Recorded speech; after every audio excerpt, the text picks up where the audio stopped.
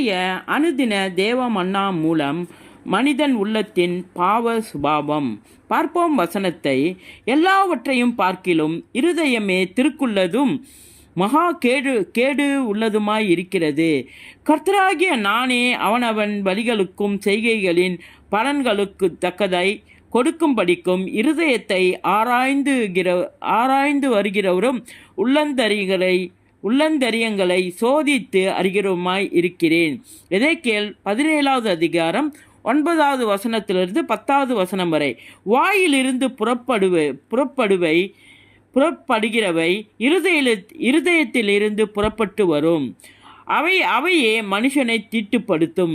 எப்படியெனில் இருதயத்திலிருந்து பொல்லாத சிந்தனைகளும் கொலை பாதகங்களும் விபச்சாரங்களும் வேசித்தனங்களும் களவுகளும் பொய் சாட்சிகளும் தூஷணங்களும் புறப்பட்டு வரும்.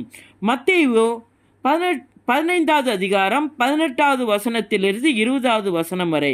வித்தியாசமே இல்லை, எல்லோரும் பாவம் செய்து தேவ மகிமை அற்றவர்களாகி. ரோமர் 3வது அதிகாரம் 22வது வசனத்திலிருந்து 23வது வசனம் வரை.